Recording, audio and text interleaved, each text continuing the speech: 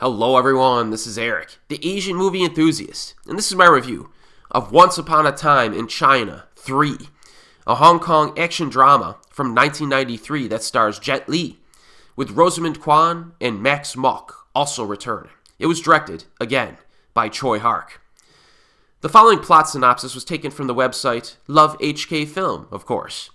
This time out, Wang Fei-hung, played by Jet Li, must prevent the murder of the Empress Dowager's favorite eunuch, Li Hongcheng. The plotters are evil Russian foreigners who have connections to Aunt Yi, played by Rosamund Kwan. They plan to off Li Hongcheng during a massive lion dance competition by various martial arts schools. Seeking justice, Wang Fei-hung decides to enter the contest himself. However, problems arise due to the various martial arts schools, who look upon the competition as a way to establish supremacy over competing schools. So there are actually some interesting discussions involving the Dowager during the opening scene, discussing evil foreign influences and certain ways to defeat them. They discuss that one possible strategy would be to seed conflict between each of these foreign countries and have them grow suspicious of each other instead of a unified takeover of China. They also discuss the promotion of Kung Fu, which could be popularized through contests such as the lion dance competition. And this can act as a demonstration of strength. So it makes sense. The opening moments kind of set up why this lion dance competition is really occurring, and the logic behind it is reasonable. Meanwhile, there are a lot of power plays being made by these martial arts schools, even attempts to prevent other schools from entering the competition outright.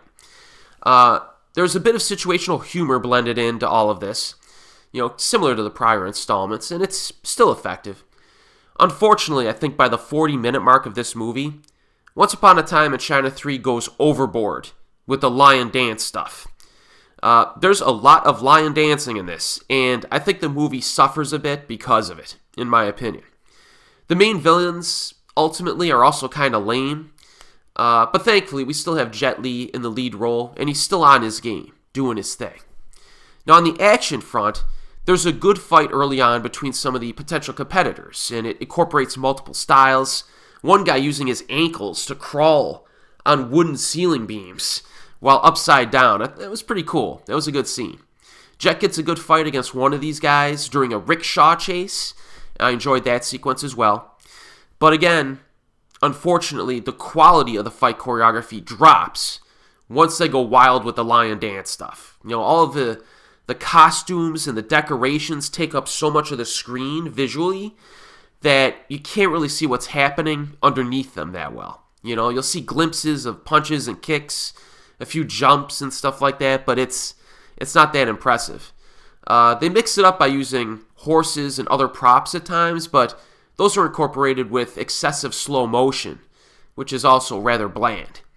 Later on, Jet gets a decent scene in a restaurant involving hatchets and a slippery floor.